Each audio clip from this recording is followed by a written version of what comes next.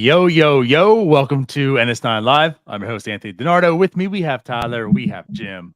We have a Thursday with no game. What is up, everyone? Pirates can't lose tonight. Nailed it. It's good to see you handsome fellows again. Thanks. Yeah, it's been a while since we've all been on, right? Like I meant Jim, but I understand. I get it. Thank you, Tyler. It's nice to see you too. yeah. I mean, I've seen Jim more than DiNardo, but he's busy like going to Beyonce concerts and. How was that, by the way? So DiNardo went good. to Beyonce last night in Tampa. Yeah. I'm officially part of the Beehive. You are? Yeah. How many songs did you sing along to? Like all the words? Oh, 0. I didn't sing any. You didn't sing along to any songs? You were at a Beyonce concert, you didn't sing along at all? No, I didn't. I don't particularly sing along to Beyonce songs, but it was a very, very good show. My wife absolutely does, and she did probably every single word. Okay. She's the type, like she knew what was coming up next. She's watched basically every show in every city on TikTok. She's got the set list memorized, all that. Yeah. She was like, okay, record this next part. And then I record the next part. That was my job. I was the video photographer. Gotcha. So John Quill, close your ears real quick. How good did Beyonce look? Oh, she looks fantastic. I'm sure. I won't need to close my ears. John Quill. Yeah. You're talking about Beyonce. You don't need to lie. You don't need to cover things up. She'll tell you firsthand. Yeah, she looks very good. Yeah. You don't have to lie about that. Yeah. But no, I mean, it was a good show. This is my second time seeing her. I went to on the Run tour to her and Jay-Z. Saw that in Miami. Again, like she puts on a great performance. You being a Taylor Swiftie, you know, Jim, I never been to a Taylor Swiftie. Yeah, Tyler and Taylor. She's part of the Giants bullpen. Yeah. So you being a Swiftie yourself, you've gone and seen her concert, right? I've seen Taylor Swift twice. Yeah. Well, there you go. So I can't relate, but I can understand she puts on a show. It's a great performance. You can definitely say the same with Beyonce. It was an absolute great show. Well, I'm glad you had fun. Drink a lot of beer. I'm more of a Lainey Wilson guy myself. Understand. I like all three of those. Like I'm good with all three. Broad spectrum. Yeah. Jim's a man of the people. I can pretty much do anything outside of country. I can't. I can't do country music, guys. I'm sorry. I can't do it. Okay, child. Sorry. Like I said, I've seen Beyonce. I've seen Beyonce all the way to Danzig. He's seen Beyonce. I've seen Beyonce. I'm just saying, like the spectrum, you know, like I've seen Beyonce and I've seen Danzig. I just can't do country. I'm sure it was a lot of fun. She was in Louisville. I think it was last month or 2 months ago, and you know, I let my wife get my ticket. I was entitled to one ticket as a Louisville football season ticket holder, so she got hers. They had a girls' night. Yeah, she said it was a good show. You. All I got to say is, you let your wife go see Beyonce. I let my wife go see Beyonce. I mean, Jim, we got all the points brewing. Yeah, I can do whatever I want. Literally anything I want the rest of the year. Yeah, me too. Jim, we can live our lives like Tyler. I can go see Paul Skeens on Sunday if I want. Speaking of which, Jim. Yeah. Are you going to see Paul Skeens or are you going to see Livy Dunn? I'm going to see Paul Skeens. Yeah. Okay. Definitely. With a side of Livy Dunn. I mean, if Livy's there, then I'll see her. But yeah, definitely go in there to see Paul Skeens. Now, the thing is, Tyler, he can go and see Livy Dunn if he wants to because he let his wife see Beyonce. Touche, my friend. Touche. Which, by the way, let's talk about that just a hair. So you are going to go see Paul Skeens on Sunday. Pretty cool. I am. So, yeah, I mean, it just kind of worked out kind of perfect. I have to be in Tampa Monday morning for work at like 8 a.m. So I was going to have to fly fly in Sunday anyways. So now I'm just going earlier so I can see Paul Skeens pitch at noon. Yeah, works out great. Love it. Yeah. Bit jealous. I'm not going to make it. I was already in Tampa. And then also just, have to work.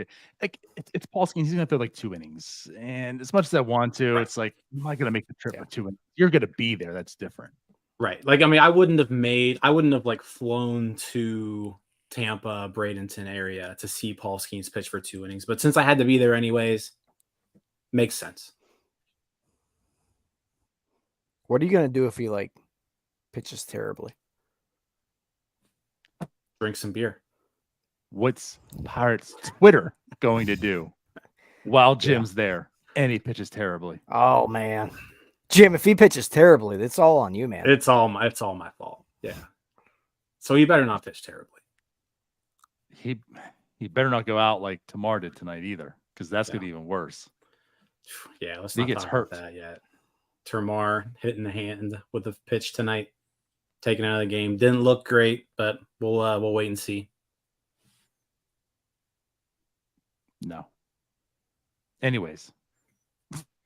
What is Yeah, it with let's- Pirates? Somber mood. Okay, what is it with Pirates prospects getting hit in the hands? I feel like it goes all the way back to Starling Marte. Just It's constant. you know what? It's all prospects because I know, but it pitchers feels like just it's us. pitchers just aren't good in the minors. Yeah. They don't have command, so their fastballs go all over the place. And when that happens, they hit more people. That's why you shouldn't keep your guys in the minors very long. You should get them to the majors as soon as possible because major league pitchers have way better command than minor league pitchers.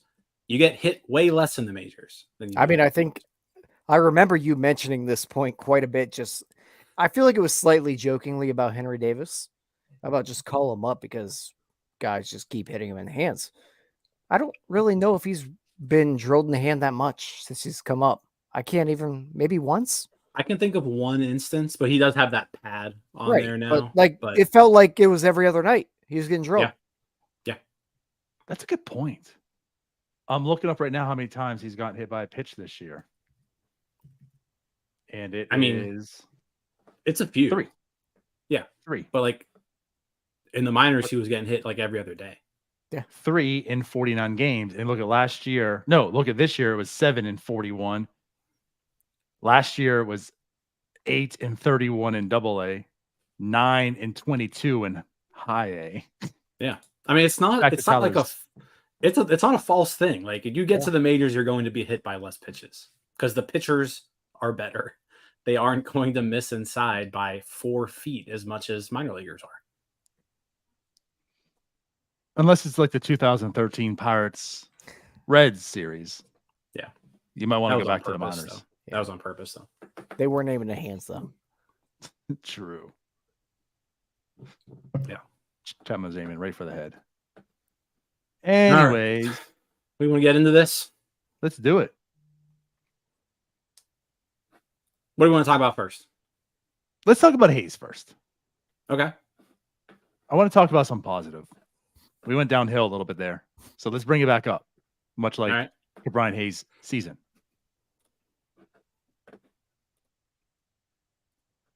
Then talk about it. Great talk, guys. Then talk about it, dude. So since August 8th, Ke'Bryan Hayes has been on an absolute tear. If you're watching, you'll see the graphic up on the screen, kind of outlining everything. If you're listening to the podcast, you're just gonna have to take our word for it. But as you can see here, just struggling heavily up until about 10 days ago. 75 weighted runs created plus until August 8th. After August 8th, he's now working with a 237 weighted runs created plus. He's hitting 417, OBP of 462. He's slugging 806. Walk rate is up. Strikeout rate is down. Power is up. You got to love what you're seeing out of Ke'Bryan Hayes just over the last week and a half or so. Probably the best stretch of baseball we've seen him play since his rookie year. Absolutely. I want to know what Tyler thinks about him. Okay. It's very weird staring at a graphic, but I think when we're looking at Ke'Bryan Hayes, I think what he's doing right now is that he's doing a very good job of taking advantage of mistake pitches that guys are giving him, which I don't know that we saw that from him just for the last 3 years. I've tweeted before, and if anybody watches the postgame show, I feel like at some point these teams are going to start getting back to pounding him in a lot. He's going to get attacked back inside because at this point, I still don't know that he's able to get to that inside pitch and turn on anything. I think he's still going to roll over on some things. But we're also seeing a guy that's able to take that breaking ball that's just left over the heart of the plate, and he really is driving that thing with authority. And that's not really something we've seen him do in a very long time. So the positive, I guess, for me is that he's taking advantage of them mistake pitches. I don't know that I see anything fundamentally different with the swing. I think it's more just an approach type of thing where it feels like he's able to really just get out in front of those pitches that are like in the heart away. And he's not just blooping it the other way, driving into the ground. He's able to turn on that a little more. I don't know that he's going to be able to be as successful with the pitch middle in. I haven't seen that yet with him, but you're always going to get a mistake pitch in an at-bat. It's just going to happen. At the very least, every other at-bat. You're going to get those pitches. Right now, he's doing that very well. That's a really good point. And we talked about this either yesterday or the day before, but yeah, it's hard to execute pitches like in the major leagues. It's difficult. You look at a lot of pitchers, and you just use the Pirates as an example. There are a few pitchers on this staff who are good at getting a fastball in on the hands, but there are some who just either they refuse to even try to do it, or they just like can't do it. The guy that kind of sticks out in my head is Roansy Contreras. I don't know if I've ever seen Roansy Contreras throw like an inside fastball in his career, right? So you kind of think of that, and yeah, if you're gonna look at Hayes' swing and say, yeah, there's a hole there because he lets that ball get a little deep. So anything inside, he's not really gonna be able to drive it with authority.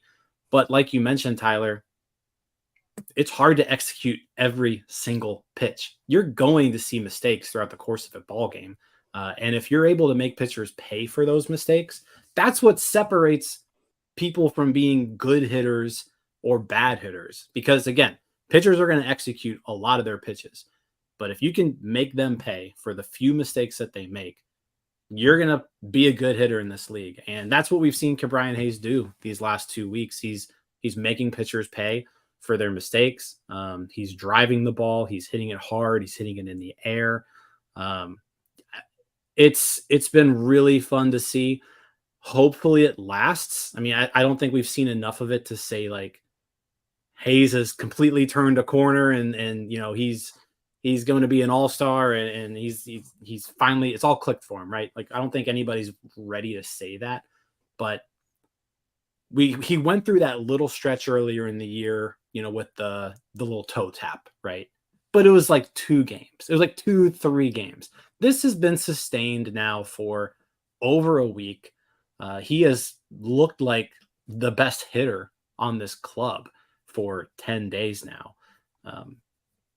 If he can just not even keep this rate up, right? Because you look at these numbers and obviously these aren't sustainable. But if he can just keep hitting the ball hard and driving it with consistency and taking advantage of those mistakes that you mentioned, you could be looking at a whole different Ke'Bryan Hayes. So I just want to clarify one thing because I want to talk about that. Because me too. It's always, if there was something fundamentally different, I'm paying more attention. If it's just a hot streak, it's a hot streak, right? So we know this time around he's ditched the toe tap. So there's something different. But then again, like we talked about the toe tap before when he was good. And then we maintained the toe tap and wasn't good. So you said it was a couple games. It was actually 8. So he had to stretch 531 to 6.9. 34 plate appearances. He hit 559, slugged 941, a 308 weighted runs created plus. Actually, like very similar to what he's doing right now, right? 2 home runs in that span, 2 doubles, 3 triples, 19 hits. I mean, it's a little smaller of the small sample size, but he had the toe tap, went off for 8 games, and then just disappeared again. So like, this is where I'm also at the same sense of I'm not buying into anything from Ke'Bryan Hayes. This is almost like I'm on the Doug side. If we talk about post game shows, I heard Doug say he's got to wait till all the end of next year. Doug's like, I don't care about these 2 months. I also need to see the end of next year, and then I'll decide. I don't know if I need that long, but I certainly need more than this. You know, we've seen this from Ke'Bryan Hayes. We saw his rookie year, which excited us and said, hey, maybe Ke'Bryan Hayes is something. Maybe something happened in this weird 2020 season where there's no minor league games and he's a different player. And he busted up to the top of the rankings of prospects. And then he came out the very next year and wasn't good. And then he came out the next year and wasn't good. Right. And he came out this year and like you're seeing the same stuff. So it's like, I don't know if I can really buy into this either, but it's one of those things like Jim, we've talked about. If you're going to have a small sample, better be good. Right now, there's a small sample since coming back from the injury. He's gone away from the toe tap, and so far it's really, really good. So like I'm encouraged what I see so far in this sense, but I definitely need more time. What I do like now, granted, it's after this incredible streak right now, is this is the best he's been. And you look at the whole entirety of this season, like he's added 92 weighted runs created plus for the year. That's what this did for him. Last year, 88. The year before that, 87. So we always talked about like if Ke'Bryan Hayes could be in this like 90-ish range to 100, like about an average, hitter, he could be really, really good. Now he has to like sustain a 92 over a course. He can't go like all Jack Sawinski on us and be gone as Buckers at 90% of the season and then come back for 10 games. I actually want to push back on that thought. I think that if Ke'Bryan Hayes turns into a Jack Sawinski type of guy that gets really streaky and becomes a league average hitter, somehow where he goes through these stretches, I think we take that every day of the week. If Ke'Bryan Hayes can go through a Jack Sawinski type of season like he has this year, I think there's no question we take that. Obviously without the power, but just like a stretch of being hot, cold, I think we take that every day of the week. I'm with Tyler because I think hot, cold is better than what we've seen up to this point. Like that's a pretty big improvement, especially if it averages out to him then being basically a league average hitter. I mean, you've seen how the Pirates have played just over this stretch with Hayes. They are a better baseball team when Hayes is hitting.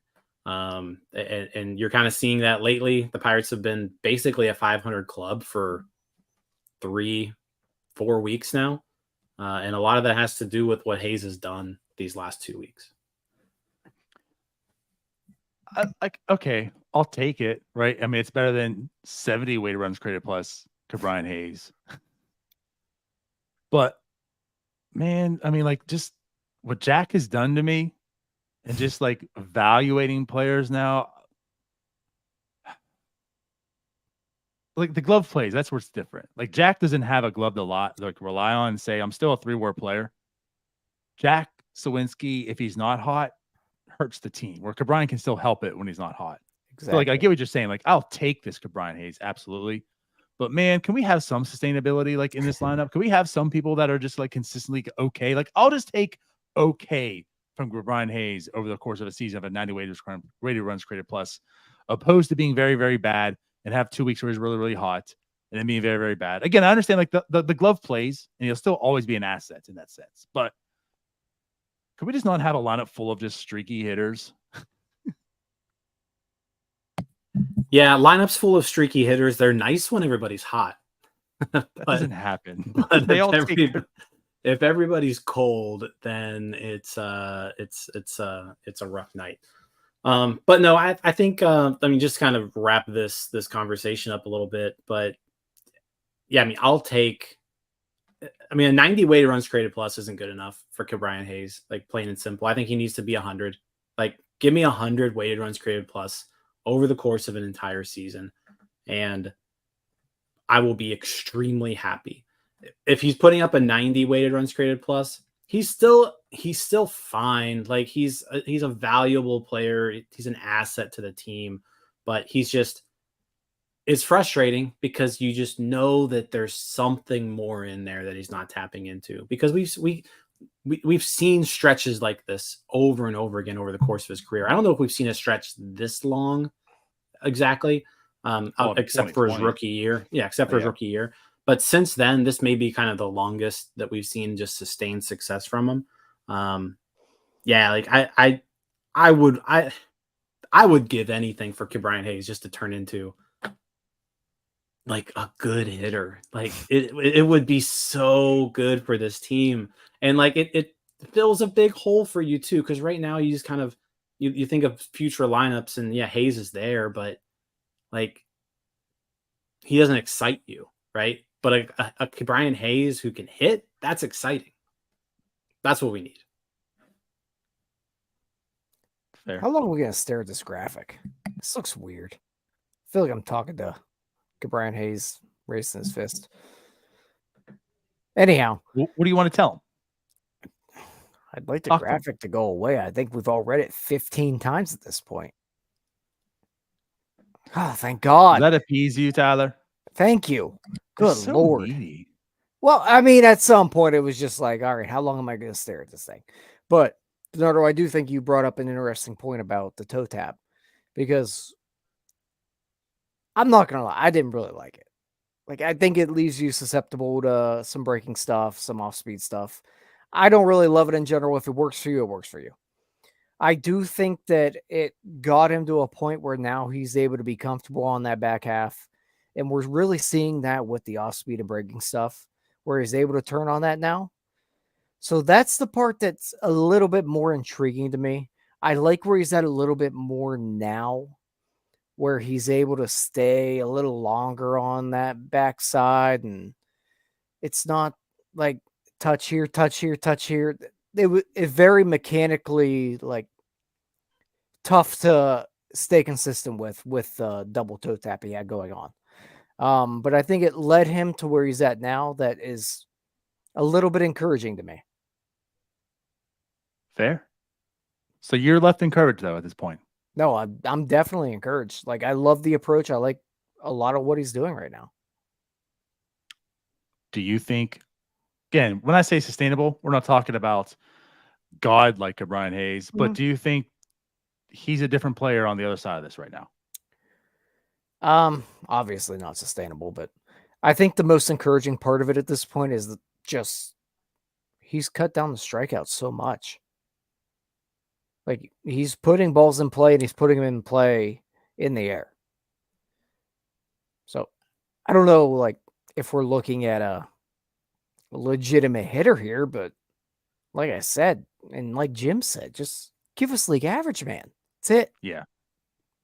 Yeah. You don't need a legit hitter from him. It would be outstanding to have it, but you don't need it. I'm not gonna lie, you might need a legitimate hitter for this team to be good. A lot of guys are falling short in other spots where you were probably counting on them to not come up short. And so, yeah, like you need Hayes to overperform your expectations. One thing I didn't know, I probably just missed this, but he has a career high for home runs in the season, 8 this year. Yeah. I missed and I mean, you look at that too, like he'll probably be double-digit home runs this year, which, he's never done. Obviously, if 8's the most he's ever had. His WOBA's higher than it's ever been since his rookie year. His slugging's the highest it's been since his rookie year. His batting average is the highest it's been since his rookie year. Like he's slowly putting together at least a better offensive season from what we've seen from him. No, he's quickly putting together a better season. That's true. It has been quick. Like, that just brings you back to why Jack Sawinski's Jack Sawinski. We all criticize him because we've seen this from Ke'Bryan Hayes for like 10 days, and he's already almost league average. He just got hot for a week. Yeah. He was 10 days ago, he was at the worst season of his career. Yeah. 10 days later, the best season of his career. Right. To date. Yeah, exactly. I don't know. I'll say this too. Like, I'm left encouraged by Ke'Bryan Hayes, but I definitely want to see this over the rest of the season. I want to see how he finishes. If he goes in September, there's a big lull, and he's back to the old Ke'Bryan Hayes, and I'm probably going to look at this more of a hot stretch, and this is just what Ke'Bryan Hayes is. He'll change. It's like a Josh very, Bell. very, yeah, I was gonna say a very, very, very worst version of Josh Bell, right? He's gonna tinker with things and it's gonna look good for a little bit and then be bad until he tinkers again. But it is what it is. Like you said, like I will take this from Ke'Bryan Hayes over a whole full season if like it comes out to a 90 weighted runs created place at the end of the year. But man, I just hate the inconsistencies of players. No, I get that. I think the goal right now is like if Hayes can finish the year with a weighted runs created plus closer to 100 than 90, I'll take that at this point. Cooking. Like that's a good lead into the offseason. And then you kind of hope, all right, he got better and better and better throughout the year. You can hope then that 2024, he just continues to get better. Yeah. I really just want to see him continue to an extent what he's doing. Obviously, he's not going to stay at this torrid pace, but the league's going to adjust to him and what he's doing. I'd like to see him just continue at just a league average pace, man. That's it. That's what we're asking for, buddy. Just be normal. You've never had an easier task in life. We just want you to be average. Like you're great at everything else. Just be normal here. Right. Yep. Okay. Cool. Anything else with Hayes we want to talk? I'm good. Cautiously optimistic. Probably can't put it any better than that. Yep, that's good. It's good. Good fair way to describe it.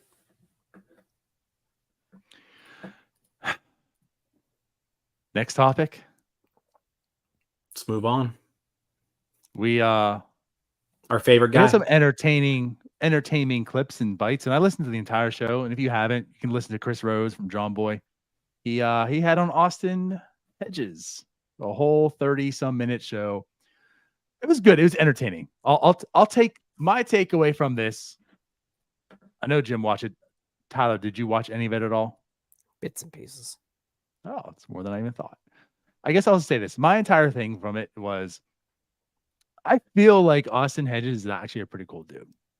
Like, I would probably go have a beer with him. Seems like a good guy. Seems pretty funny. Little self-aware. Maybe not entirely, as the clip exposes. But yeah. Wasn't a good baseball player. And it seemed like it hit him a little bit in Pittsburgh. Kind of hit him blindly. It hit him on the blind side. Also topical. But anyway. All right. So, yeah, I mean, do we want to play the clip? Yeah. All right. So, Austin Hedges, August 14th. This came out on Monday. 2-minute clip. He basically goes in on Pirates fans. So, take a listen if you haven't already. The reason that you are in the big leagues is because you can keep a locker room together. You know how to work a pitching staff. You know how to get the best out of people. And I imagine when I heard the boos in Pittsburgh when you were coming up to the plate, that hurt like hell. Yeah, that sucked, dude. That was wild. I didn't expect that. I was really excited to play in Pittsburgh this year. My mom grew up there. And so I went there all the time, and there's went to Pirates games with my grandpa who passed away. Like it was really cool. So I was really excited for this year, and things just didn't go as well for me offensively as I wanted. And the second they started calling up some catchers, man, the fans just but it was like out of nowhere on one day. Like I'm wondering, like, was there like a group text? Like, how did they all know? Like, you hear, like, did people just hear boo, like, oh, boo, like, let's just boo? It was really, really in sync. Like, they were like, all right, everybody, here we go. It's time. We're booing Hedgie every time now. Here we go. And they did. And I like threw me off it, but I'm like, what? Why? Like, what? It's all my fault? Like, all right. But it was tough because it was something I've never had. I've had to overcome a lot in this game, just like everybody has had to overcome a lot. If you're gonna be in the big leagues, it's really, really hard. So everybody's going through a lot every day, but this was one that I didn't really necessarily know how to overcome. The one that stings though is when the home fans do it. Crowd gets to go wild. It got to the point where I was getting pinch hit for sometimes, but they'd play my walk-up song because they thought like I'd be on deck and they'd pinch hit for me, so they'd play my walk-up song, not announce me, and they would boo. When Pittsburgh hears "Fat Bottom Girls" by Queen, they just naturally boo. You hear, "Oh, won't you take me?" Boo. Yeah.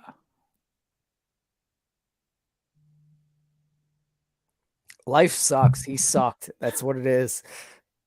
Yeah. So, I mean, just to give my thoughts on all of this, right? Because let's be real, I laid it on pretty thick for with Austin Hedges.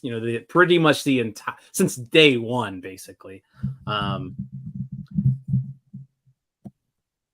He went on and on and on to basically say that like it was affecting like his psyche, like his mental health. Like he did not enjoy those last few weeks in Pittsburgh, just constantly getting booed every time he got up to bat. But I think the problem herein lies, and again, you mentioned before, Austin Hedges seems like a great guy. I'm a Pirates fan, right? So like I want Austin Hedges to do really well whenever he's up to bat, no matter what, right? I'm cheering for Austin Hedges. If I'm bashing Austin Hedges being in this lineup, if I'm mad that Austin Hedges is getting playing time, I'm not mad at Austin Hedges. I'm upset at the Pittsburgh Pirates organization and their front office and whoever's decision it was to trot a guy who hit a 28 weighted runs created plus. He was hitting 180. He was slugging 230. And they just put this guy out there day in and day out, knowing that he had no business being an everyday major league catcher. And they put him in this situation. Like, what are fans supposed to do when they see an unacceptable product on the field? They are booing the unacceptable product. That's what I was upset about, right? So Austin Hedges, you seem like a cool dude. Obviously, this season didn't work out the way you wanted, didn't work out the way I wanted, didn't work out the way anybody wanted. I think it's a little confusing to me that like he doesn't understand why fans were booing. Like, do you not realize how bad you were playing, and the fact that you were playing every day was blocking the two most highly anticipated prospects that we had in the minors? Like, there are plenty of reasons for Pittsburgh Pirates fans to be very frustrated with the fact that Austin Hedges was starting baseball games in July. Like, there were a lot of reasons. So, guys, it sucks. I feel bad for the guy, but at the end of the day, like the fan base is upset, and all of that's really directed towards the front office. It's not really directed towards Austin Hedges. It's not his fault that he went out there and was terrible day in and day out. It's the organization's fault for playing him every day when there were clearly better options that everyone knew was better. And the organization just lied to us every week. Ben Cherington, every single Sunday afternoon on the Ben Cherington Show, just straight up lied to us. Because guess what, guys? As soon as it made sense for the Pirates to call up those other catchers after the Super 2 deadline, all of this stuff that they were telling us for months and months and months about how Austin Hedges is invaluable to this team because of the way he handles his pitching staff and preps the pitchers and calls and his defense. When it was no longer convenient for the Pirates to play Austin Hedges to block service time of their top prospects, they traded him for nothing. They received $0 and 0 players in return for a guy that for months they told us every single week was invaluable to this organization and this team. They traded him for nothing. They traded him for something theoretical in the future that may or may not even exist.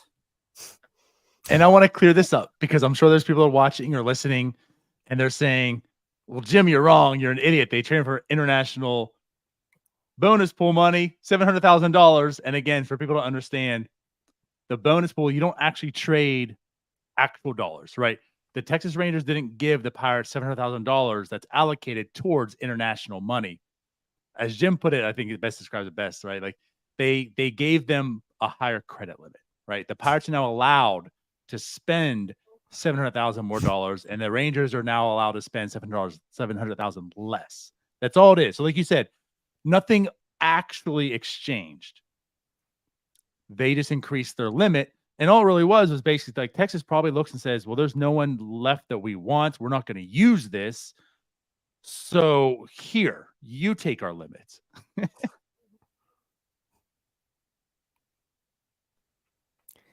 So I, like, to an extent, I do feel bad for Austin Hedges a little bit. Just the hair. Like you guys said, he seems like a nice guy. I would, like Jim said, I'd like to sit down and just talk ball with him. The guy knows ball. Obviously, he does bring something behind the plate. Like, he's whatever made up numbers that sabermetrics like to throw at us. He's one of the top defensive catchers in baseball. Where he loses me is that he basically called us all stupid that we don't understand catching. There was that whole article where he just basically called us all stupid. I feel a lot less bad about him after that. If he was just a guy trying his hardest every night and he just couldn't hit, which we all knew he could not hit. We knew that 5 years ago before he was the Pirates catcher. Everybody knew that immediately. Everyone knew he couldn't hit. And then he was worse than that.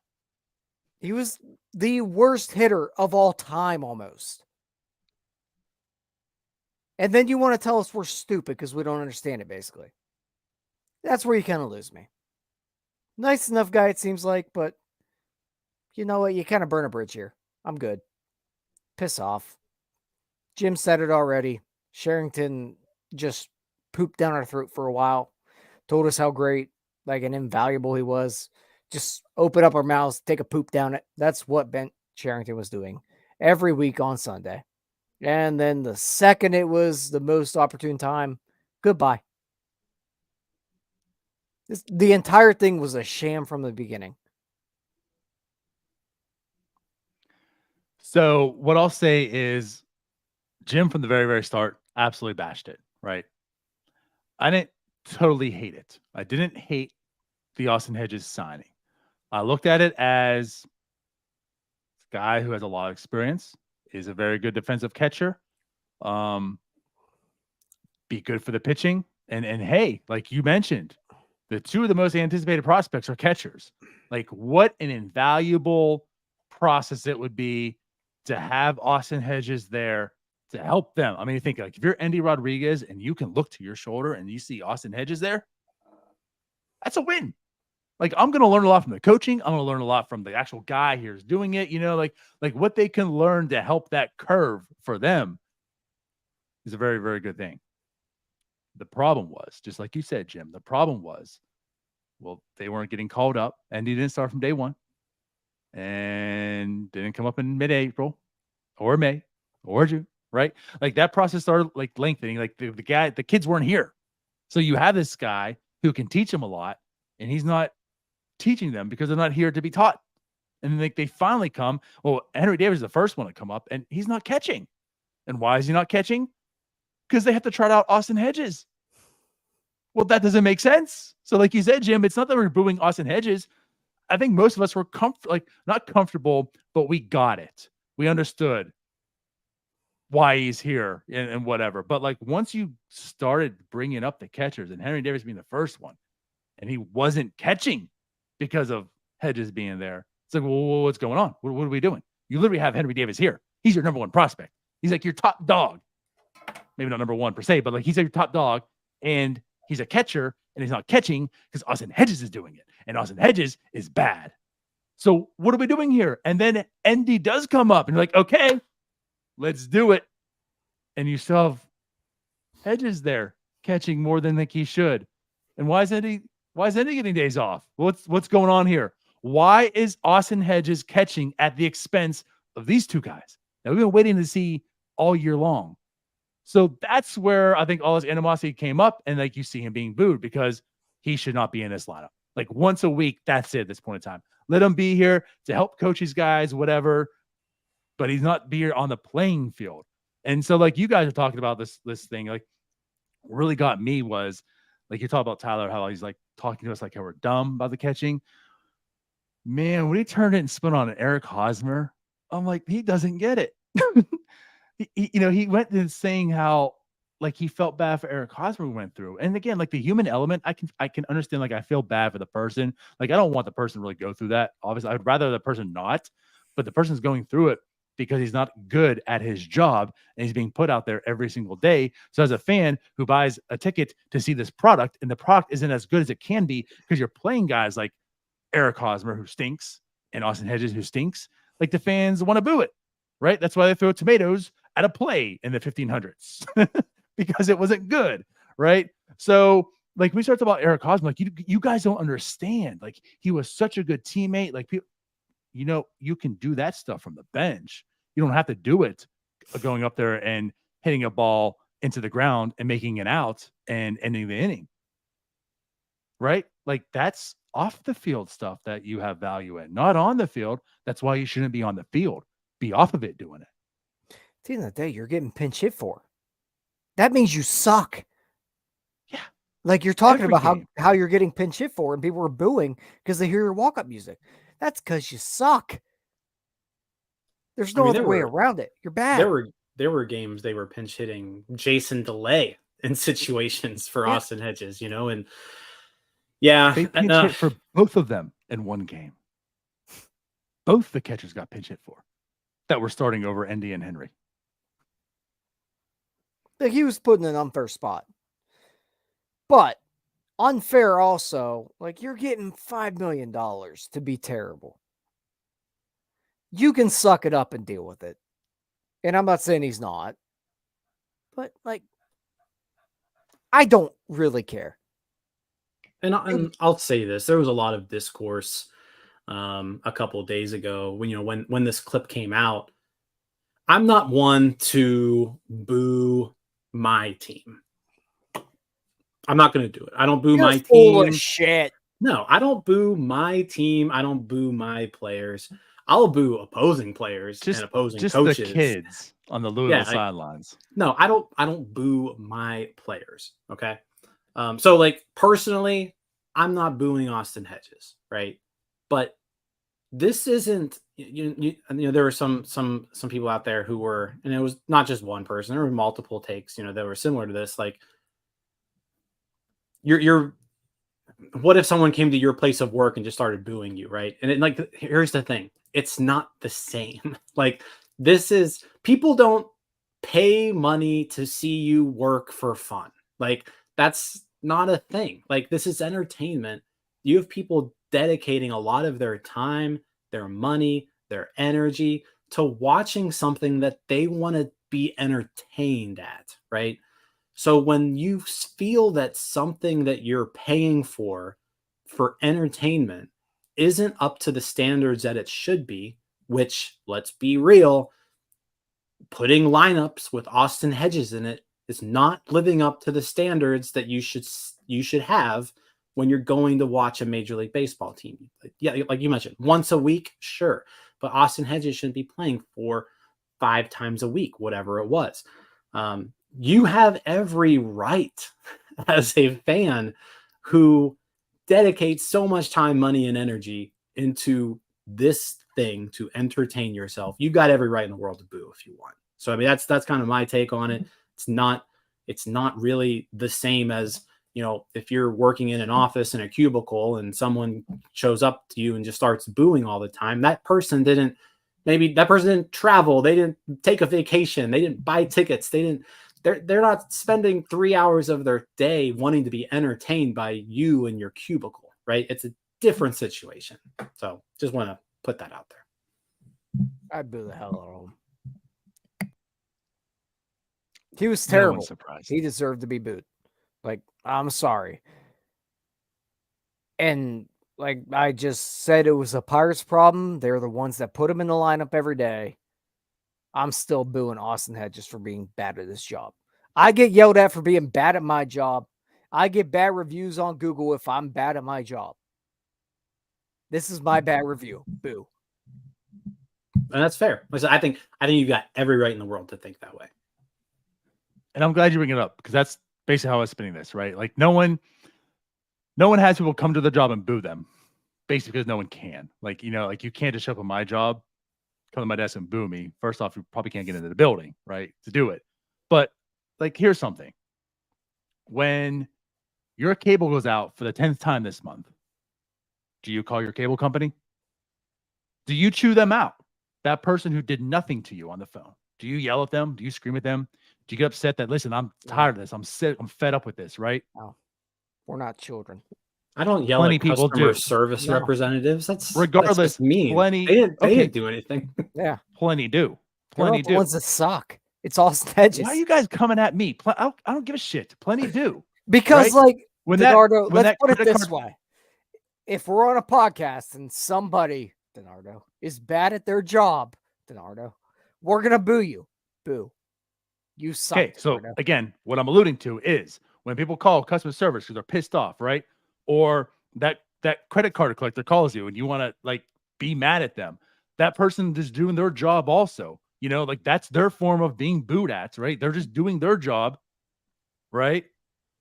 When like all this stuff happens, if you're a politician and you have the town hall and all everyone's going crazy at you because you made a terrible freaking decision for the town, like that's their version of getting booed, right? There's plenty of people that do their profession and have a form of being booed at in baseball or sports, or as you talk about entertainment. This is part of it. And that's why you get compensated the way you do also. Like it's all part of the package, So this is a form of entertainment. I'm the entertain. I don't like the product and I'm booing the product. You are the product. You're an entertainer in the version of a sports star. So yeah. And again, like I can't be 86% below average and not be booed at my job or get, yelled at or whatever. So like maybe you shouldn't be the worst hitter in baseball.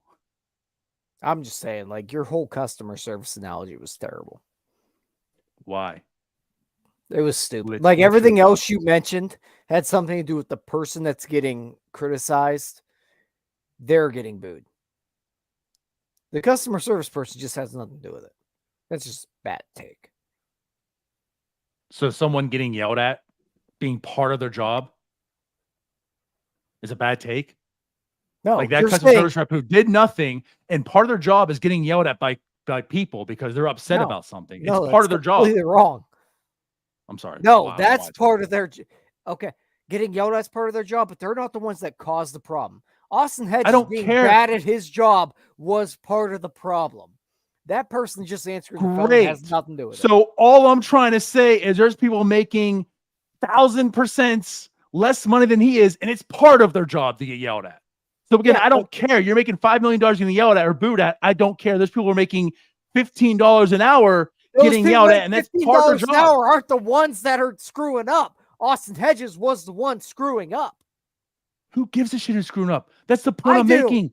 They The are analogy doing their was job wrong. and getting yelled at and making $15 an hour. No, you cannot criticize the person making $15 an hour that just I'm answers not the phone. criticizing them, you stupid mother. You are agreeing with the people that like to yell at them. I'm not agreeing. What I'm telling you is there's people making $15 an hour that literally get yelled at every single day. If they can do it and it's part of their job, I don't give a shit that Austin Hedges, who makes $5 million, is getting booed for. I'm not going to cry for him because there's people making $15 an hour to get it every single damn day. See, if you would have started We with done? that would have been more correct. It's literally what I was saying. No, it's not, Jim. I'm Part of their right here. job is taking calls and getting yelled at. No, you're wrong, You're a dummy. Jim. Am I right You're here? so dumb. No, the analogy's just wrong. You want to pick apart the most meaningless part of the whole analogy. Yeah, I'm that's literally the telling part. you someone makes $15 an hour and gets yelled at. Well, that's not the No, same. Who gives no. a shit? No, DiNardo. You're up here. Let's bring it down here. Hold on. No. Boo Tyler. Everyone boo Tyler right now. Let's just You're doing a Hey. damn terrible job on the show. reel it in here. Hold on. Nope. I'm Just- taking my Jim stance. If I just yell louder than you, I'm right. I've learned from the best, Tyler. You're not going to defeat me right now. All right. Can we just like reel it in here? Here, just calm down here, pal. No.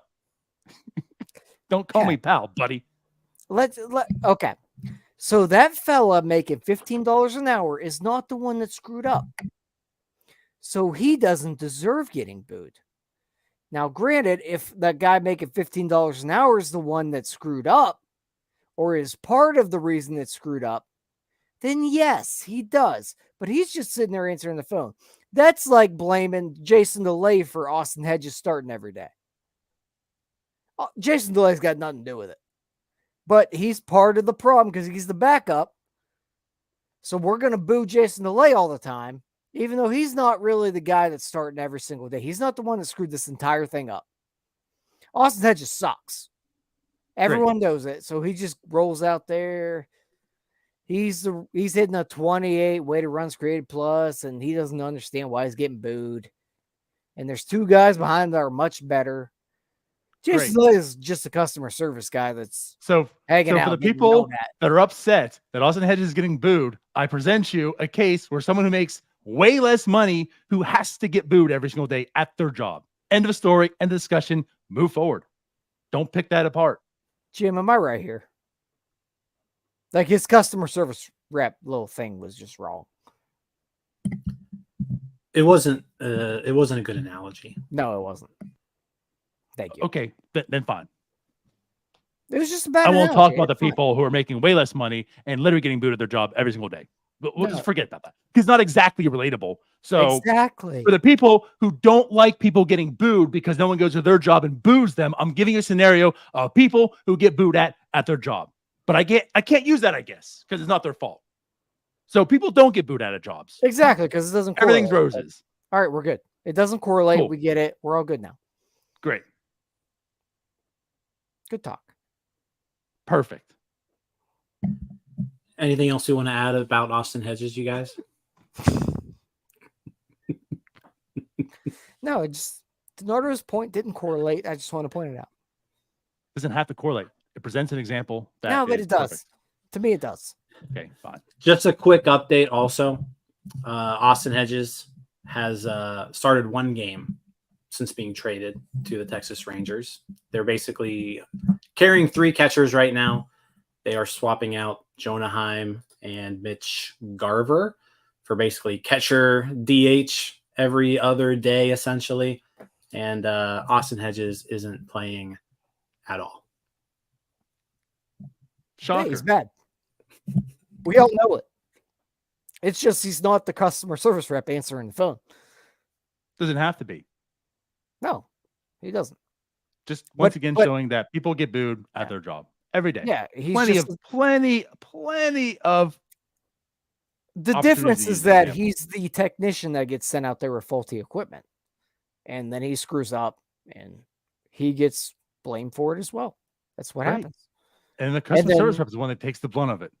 Yeah. So once again, there's plenty of people that get booed at their job. No, but the difference was that you were comparing. Who gives a shit what the difference is? To the.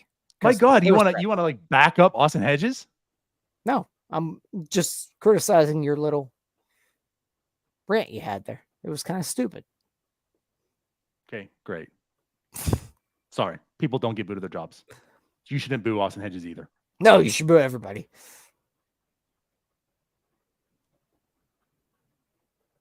So the Twins, they're coming into town. They also have Mitch Garver on the team once. Actually, the Pirates are going to Minneapolis. Yeah. Boo, DiNardo. Boo. This isn't the same, buddy. Calm down, pal. Yeah, so Pirates are heading into Minneapolis. I don't know much about the Twins. Not a team I watch a lot. You want my take? That's it. Why are the Twins good? Because like you looked at their team and you're like, who's this? Who? Like Carlos Correa's on the team. Yeah. He's not even like near the top player. Yeah, I mean, they're Offensively. 63 and 59. They are in first place in the dreadful American League Central. Yeah, I mean, just looking at their lineup, yeah, Carlos Correa hasn't even been that good this year, but he's been their best offensive player for the most part. You got some guys who are playing good baseball as of late. Jorge Polanco's kind of hot right now. Max Kepler, Royce Lewis, Joey Gallo, they're all kind of swinging good bats currently. Royce Lewis, man, I know. They're My eyes. they're I'm like, he's still a thing. it's good. yeah, I mean their calling card though is their starting rotation. Between Pablo Lopez, who Who? he's a guy. He's a guy.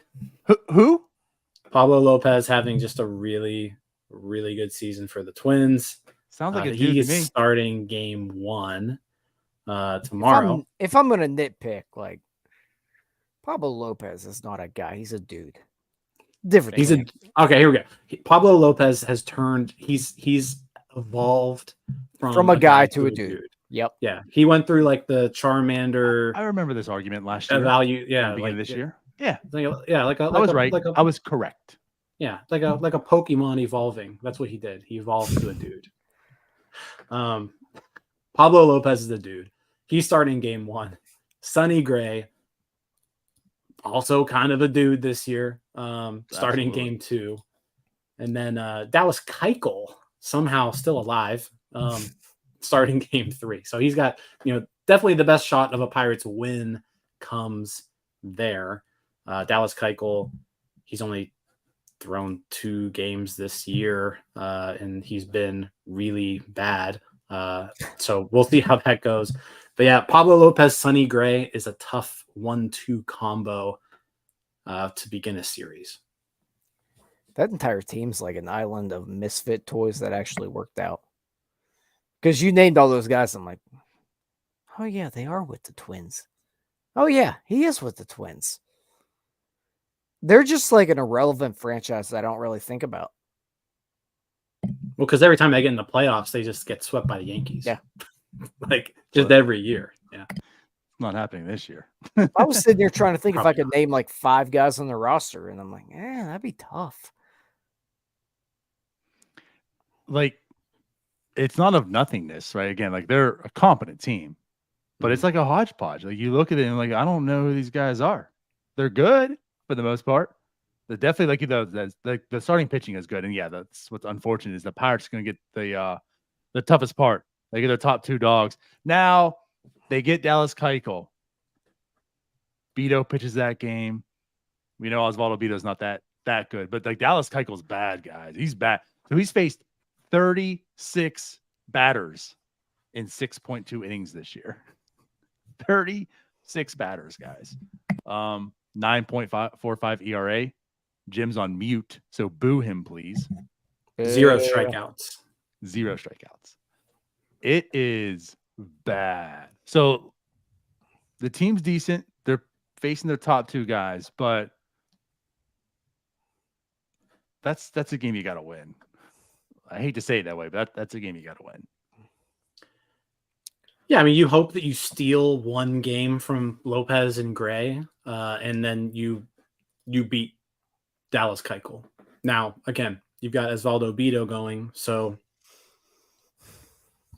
I don't know how much better Osvaldo Bito is than Dallas Keuchel, but a lot actually. I mean, it's 6 2/3 innings for Keuchel. Like, there's a reason why he's only pitched 6 2/3 innings this year. Also, like teams don't want him. Not that teams want Osvaldo Bito, but like if Osvaldo Bito was a free agent, like a major league free agent going into this season, would he have? And he was signed by the Twins. Would he have 6 2/3 innings so far this year? Probably not. Just saying, it's bad times for Dallas Keuchel. Great. Oh yeah, like he's been awful. So yeah, there's that. They got that going for him. They have that going for him. They've got that going for him. No, I mean it's going to be tough these first two games because those are two really good pitchers. Hopefully the strikeouts don't get out of control because we kind of have seen that lately, especially against pitchers with, pretty good stuff. These guys like to go down looking, like to swing and miss every once in a while. I mean, we've kind of been consistently over 10 strikeouts a game now, I feel like, for 3 months. Yeah, maybe about 3 months. Yeah. No, that's Great looking wife he has, though. who? Dallas Keuchel. Oh, Kelly Nash. What a he's winning. He's winning somewhere in life. Yeah, he is. it was But- with the Astros. Yeah. And then with his wife. But I actually am. I think the most intrigued I am, and you guys can criticize me all you want and boo me. I do want to see Andre Jackson. Boo! I'm intrigued to see him start another game. I like this stuff enough. It's probably not going to be pretty, but I want to see it at least perform for a few innings more than we saw last start. I want to see a little bit more progression out of him. Hey, Andre Jackson versus Pablo Lopez.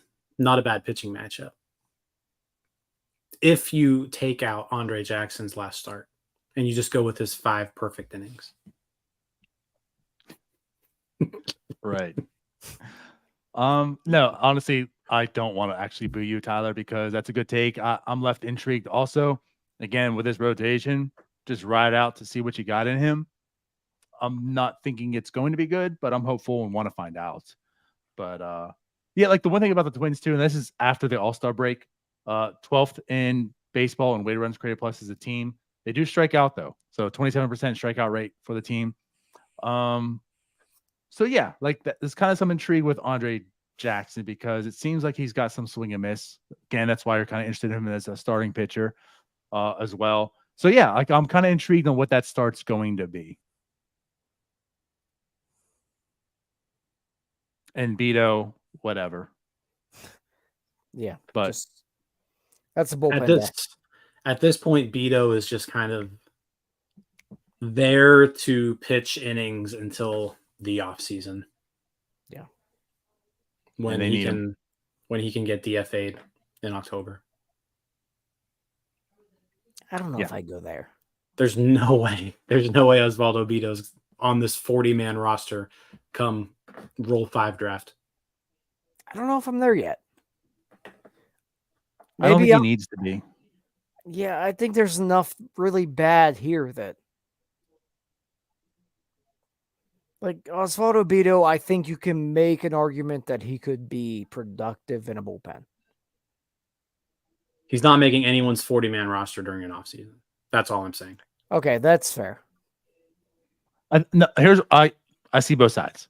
I think what Tyler is shocker. No, but honestly, like I see where you're coming from. We haven't done like a rundown, but I could see a situation this offseason where there's other people on the pecking order before you get to Beto.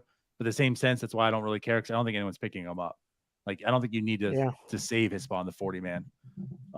But yeah, whatever. Yep. But yeah, I guess just something of note. Again, this is all after the All-Star break. But as far as the Twins, I mentioned the offense, the relievers, ERA, they're 23rd in baseball. So the bullpen's not as good as the rotation, right? That's definitely the strong point. So the Pirates can find a way, like you talked about, if they can get all hot at the same time. Like if Hayes and Reynolds is doing what he's doing, and Jack can find one of the first 2 games where he becomes Jack mode, that's the game you steal, right? Like we're talking like there's potential to take 2 out of 3. If they can get to one of those starters, it's possible. It's possible they could sweep them. I'm not doing this again, Jim. No, it seems stupid. They might. No, they're going to win the first 2, and they're going to lose to Keuchel. You know what? I'm going to say my prediction: they win 1 out of 3, and they beat Pablo Lopez because he's just a guy. He's a dude. Pablo Lopez, perfect game. I think they win 2 out of 3. I think they win the Jackson start, lose the Keller start because we're That's a discussion for another day. But Plus, we already know Indy won't be playing that game then. and then Sunday they probably win it somehow. Because Dallas Keuchel's pitching. So I think they win tomorrow, lose, win. It's fair. So I beat could see Pablo it. Lopez. Oh yeah, Andre Jackson's going to throw a gem tomorrow. 4 innings of maybe like 1 run ball. 1 hit. Yeah, well, my gym is like 1 run ball. So he will. He's going to pitch well. They're just going to lose because Pablo is pitching a perfecto. It is what it is. He's a good pitcher. Okay. Great changeup. But anyways, Not as good as yeah, I Andre could see them. Jackson's. What's that? Not as good as Andre Jackson's. No, of course not. Exactly. But I could see 2 out of 3. You can just see it because of Keuchel is just so bad. Yeah. But of course, we'll be laughing when we talk. When Jim and I are on Starbucks and we're talking about that loss. No, it'll be me and you. Oh, that's right. Yeah. Jim's taking another week off. I get like a week off. But regardless, We're over here talking about how bad Dallas Keuchel is, and Andre Jackson and Osvaldo Bido are starting 2 out of 3 for us. With Mitch Keller, who has given up 1,000 runs in like the last 7 starts. right. Welcome to Pirates World. Yeah. Why do I do this again? Anyway, Anything else we want to say? No. not really. Are you 2 done fighting? No, absolutely not. No. Save it for next week, though. I'm not saving anything. Next time you open your mouth, we're going at it again. All right, shut up, dummy. You're such an idiot. You left me in such a pissy mood. Good. Stupid hat. All right, I'll be live in like an hour doing Out of the Oh, yeah. Park. Nobody Off cares, season. Jim. The We got some 2023-2024 off season. So if you want to see what kind of moves we make, join. Should be a fun stream. A lot of stuff can happen. What is wait, where you at the season? Is it over now? Is this off Season's season? over. So off season. Where did you finish? I think it was 77 and 85. Was the Jim's final such a record. bad GM. What are you talking about? That's going to It beat- outdo what this team does. What It year are beat the you in? Projections. That was 2023.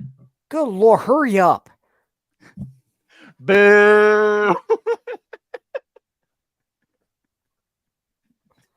Fire GM Jim Charrington. All right, Their let's get outta here. podcasts are probably laughing at our pictures. Let's get it. Yeah, absolutely. There's definitely like the Minneapolis 9 podcast or whatever. They're like, who in the hell is Osvaldo Bido? And then they're looking up his stats and they're just laughing because they're like, this dude's worse than Dallas Keuchel. I didn't think it was possible, but 2 out of 3 pitchers they have are worse than Dallas Keuchel. All right, let's get out of here then. So yeah, tune into Jim. Unless you're listening to the podcast, he won't be on in an hour. So we'll talk to you later. Bye-bye. Soccer Scouts. See you all. Hey, you all. Thank you for watching. I know we try to provide the most entertaining content that we can, and we'd love to spread it to as many people as possible. So I know it doesn't seem like a lot, but if you could take the 5 seconds to like this video and subscribe to the page, it helps out so much more than you know.